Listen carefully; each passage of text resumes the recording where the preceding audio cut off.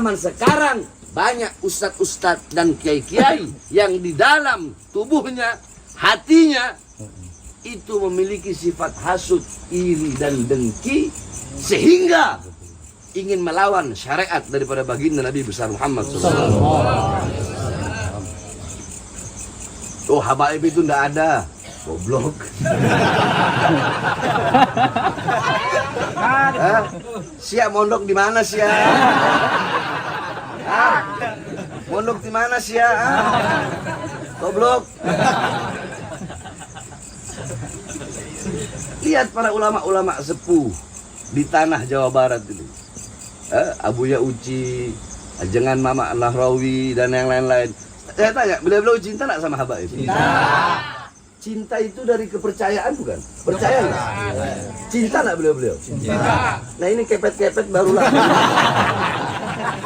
Kepet-kepet baru lahir, terus mau bilang habaib itu nggak ada. Mau bilang habaib itu Yahudi. Kenapa? Ya tadi hasud.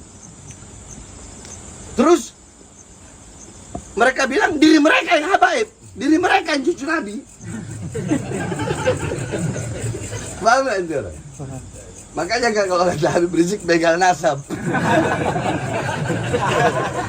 Tuh kan, Anda mau bahas rahmat jadi ke situ malah. Anda tanya, ente punya bapak kenal habaib enggak? Ente punya kakek kenal Habib enggak? Ente punya kakek moyang terus kenal Habib enggak? Nah itu kan uruf. Itu udah uruf. Udah menjadi adat, istiadat, uruf.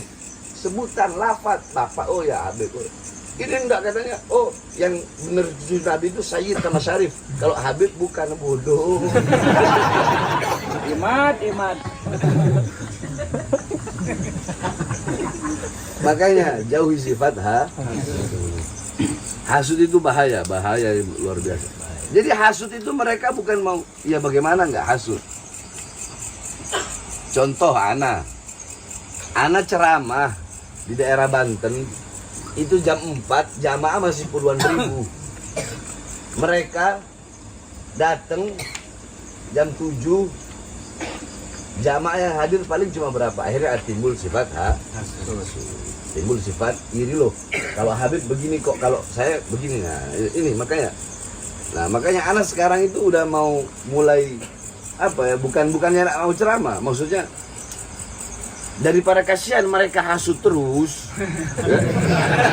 Kasihan nanti lama-lama stroke. Karena orang hasut itu di otaknya dia, yang dia pikirin setiap hari mau tidur mau makan orang yang dia hasutin. Makanya dulu Fir'aun pernah sama iblis ini, saya cerita ya. Perhatikan ini. Dulu itu iblis pernah datang ke Fir'aun. Iblis datang ke Fir'aun. Kata iblis begini, On. Ana ini paling bejatnya makhluk. Tapi sebejat-bejatnya Ana, kata iblis, Ana nggak pernah ngaku Tuhan. Kata apa? Ente kok berani-beraninya ngaku Tuhan? Fir'aun bilang, iblis, iya ya. Kita berdua ini bejat ya. Kira-kira ada nggak yang lebih bejat dari kita berdua? Kata iblis sama Fir'aun. Iblis bilang ada yang lebih bejat dari kita berdua. Siapa itu? Tim sukses saya. Jadi iblis ini punya tim sukses. Assalamualaikum warahmatullahi wabarakatuh. Halo teman-teman, bapak, ibu-ibu semuanya. Kali ini kita akan mendengarkan sebuah ceramah Habib Bahar. Ini wajib sih nonton, tegas, lucu, penuh makna, dan khususnya yang lagi rame itu tentang nasab teman-teman. Oke, kita lihat saja ke videonya teman-teman. Allah suruh iblis, wahai iblis, sujud sama Adam. Kau sujud, aku ampuni engkau. Berarti Allah memberikan kesempatan nggak bagi iblis? Ya. Allah kasih kesempatan nggak? Itu setiap 100 tahun. Tapi saking sombongnya iblis nggak mau. Iblis lebih milih di neraka daripada harus di surga. Allah masih kasih kesempatan, itu iblis itu.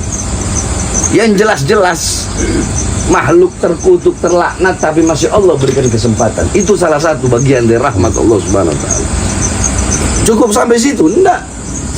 Di zaman Nabi Musa alaihi salam, pernah iblis datang ke Nabi Musa dan berkata, "Wahai Musa, bukankah engkau kalimullah, orang yang berbicara dengan Allah? Sampaikan kepada Tuhanmu Allah kalau aku ingin bertaubat," kata iblis. Nabi Musa bilang kepada Allah, "Ya Allah, iblis ingin bertaubat." Kata Allah apa? Kalau iblis ingin bertaubat, satu syarat, suruh dia sujud di kuburnya Adam. Nabi Musa bilang, "Wahai iblis," kata Allah, "kalau kamu pengen diterima taubatnya, kamu harus sujud di kuburnya Adam." Apa kata iblis? Musa, Adam masih hidup aja saya nggak mau sujud, apalagi Adam udah mati. Allah ngasih kesempatan nggak sama iblis? Masih ngasih kesempatan nggak? Begitu luas rahmat Allah Subhanahu wa taala. Cuma memang bangsatnya iblis, ya, bangsatnya iblis, hasutnya iblis, sombongnya iblis yang membuat iblis seperti itu. Loh, iblis itu kenapa, Beb? Iblis itu dia sombong. Terus kesombongan iblis timbul dari mana? Timbul dari hasad. Nah, makanya awas para kiai-kiai di sini, awas, jagain orang punya hati. Ya? Inna awwala ma'siyatin fis sama al-hasad wa awwala ma'siyatin fil ard al-hasad. Maksiat pertama di langit itu adalah hasud, iri, dengki. Maksiat pertama di bumi itu pun adalah hasud, iri, dengki. Jadi sifat kibirnya iblis, sombongnya iblis, ya, itu lahir dari sifat hasud. Kenapa? Bagaimana iblis nggak hasud? Ibarat kata Allah memerintahkan seluruh penghuni langit sujud sama Adam. Nah, iblis merasa iblis ini pemimpin para malaikat dulu. Iblis di langit itu, langit pertama namanya alim, langit kedua alim, langit kedua zahid, langit ketiga wari, abid, sampai langit ketujuh namanya Azazil, pemimpin para malaikat. Terus iblis dalam hatinya, saya diciptakan dari api, Adam diciptakan dari tanah. Masa ya saya mau sujud sama Adam? Saya lebih dulu engkau ciptakan ya Allah. Saya ini pemimpin malaikat, ibadah saya lebih banyak. Adam ini siapa? Ibarat kata Adam anak kemarin sore. Masa saya harus sujud sama Adam? Itu hasud bukan? Iri bukan? Dengki bukan? Nah, zaman sekarang banyak ustadz-ustadz dan kiai-kiai yang di dalam tubuhnya, hatinya itu memiliki sifat hasud, iri, dan dengki, sehingga ingin melawan syariat daripada baginda Nabi besar Muhammad SAW. Oh, habaib itu ndak ada, goblok.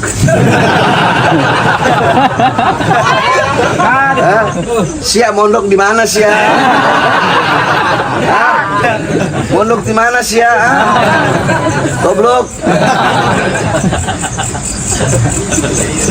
Lihat para ulama-ulama sepuh di tanah Jawa Barat itu, Abuya Uci, Ajengan Mama Nahrawi dan yang lain-lain. Saya tanya, beliau-beliau cinta nggak sama habaib? Cinta. Cinta itu dari kepercayaan bukan? Percaya nggak? Cinta nggak beliau-beliau? Cinta. Nah, ini kepet-kepet baru lahir. Kepet-kepet baru lahir, terus mau bilang habaib itu nggak ada. Mau bilang habaib itu Yahudi. Kenapa? Ya tadi hasud. Terus mereka bilang diri mereka yang habaib, diri mereka yang cucu Nabi. Paham nggak itu? Makanya kan kalau ada Habib Rizik begal nasab. Itu kan, Anda mau bahas rahmat jadi ke situ malah. Anda tanya, ente punya bapak kenal habaib nggak? Ente punya kakek kenal Habib nggak? Ente punya kakek moyang terus kenal Habib nggak? Nah, itu kan uruf. Itu udah uruf, udah menjadi adat, istiadat, uruf, sebutan, lafaz bapak, oh ya Habib. Ini enggak katanya, oh yang bener cucu Nabi itu Sayyid sama Syarif. Kalau Habib bukan, bodoh. Imat. Makanya jauhi sifat hasud itu bahaya luar biasa. Jadi hasud itu mereka bukan mau, ya bagaimana nggak hasud. Contoh Ana ceramah di daerah Banten itu jam 4 jamaah masih puluhan ribu.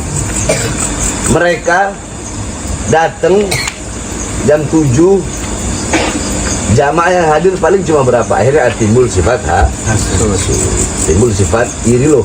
Kalau Habib begini kok, kalau saya begini. Nah, ini makanya anak sekarang itu udah mau mulai apa ya, bukannya mau ceramah, maksudnya daripada kasihan mereka hasut terus. Kasihan nanti lama-lama stroke.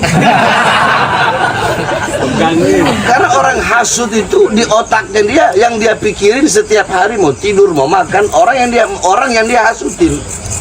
Makanya dulu Fir'aun pernah sama iblis ini, saya cerita ya. Perhatikan ini.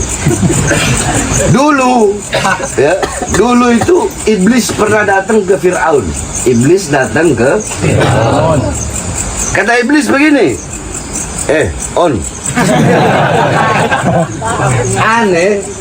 Ana ini paling bejatnya makhluk. Tapi sebejat-bejatnya Ana, kata iblis, Ana nggak pernah ngaku Tuhan.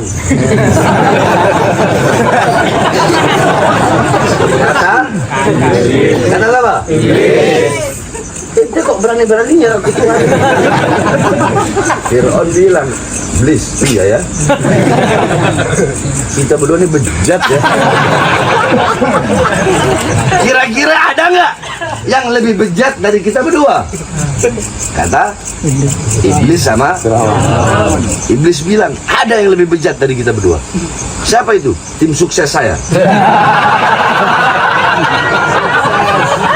Jadi iblis ini punya tim sukses. Tim sukses untuk menyesatkan manusia. Saya dulu punya tim sukses, kata iblis. Nah, satu waktu tim sukses saya ini berhasil menyesatkan manusia. Maka saya bilang sama dia, kamu mau hadiah apa dari saya? Karena kamu sudah berhasil menyesatkan manusia, mau hadiah apa? Ternyata ini orang-orang hasut. Kata dia apa? Saya nggak mau hadiah apa-apa. Saya cuma pengen satu. Apa itu? Sapi milik tetangga saya mati. Kata iblis, aduh kalau urusan hidup mati itu urusan Allah, itu bukan urusan saya. Udah begini aja lah, saya kasih kamu 10 ekor sapi aja. Nggak mau. Saya mau sapi milik tetangga saya mati. Saya kasih 100 ekor, nggak mau. Jangankan 100 ekor, semua sapi di dunia kamu kumpulkan dikasih ke saya nggak mau. Yang saya mau sapi milik tetangga saya mati. Itu orang, itu namanya hasut tuh, bahaya nggak? Jadi dia nggak nyari keuntungan, nggak. Orang hasut ini bukan mencari keuntungan. Contoh, ente berdua dagang nih, ya. Ente berdua dagang, dagang sarung berdua nih. Nah, yang satu sarungnya laku. Nah, yang ini ustadz yang satu ini, ustadz yang satu nih ngelihat, wah, ini yang ustadz yang peci putih ini kok laku semua pecinya. Nah, akhirnya dia berpikir gimana caranya biar peci saya laku juga, lebih laku juga. Nah, itu namanya bukan hasut, itu namanya bersaing. Kalau hasut begini, wah, gimana caranya warungnya hancur, warungnya rusak, kebakar semua pecinya, pabriknya peci kebakar. Oke teman-teman, itu dia tadi tanggapan dari Habib Bahar bin Smith yang mana tadi sudah menjelaskan bahwa Habib itu emang ada dari zaman-zaman terdahulu ya teman-teman. Bisa katanya coba tanya ke orang tua kita, kakek kita pasti tahu yang namanya Habib teman-teman. Jadi di sini ya tadi juga Kiai Haji Imaduddin menjelaskan tentang berbeda pendapat ya teman-teman. Di sini ya bisa kita nilai ya teman-teman, dan kita ambil yang baiknya aja teman-teman, dan ya jadikan ini sebuah perbedaan tapi mengandung rahmat aja teman-teman, jadi ya wajar lah berbeda teman-teman. Oke lah, semoga semuanya sehat selalu, Kiai Haji Imaduddin dan Habib Bahar sehat selalu. Ya kita mah terserah mau percaya atau enggak, yang penting ya menurut saya selagi itu baik ya ambil, kalau nggak baik itu ya udah nggak usah diambil. Oke teman-teman, semoga sehat selalu. Assalamualaikum warahmatullahi wabarakatuh.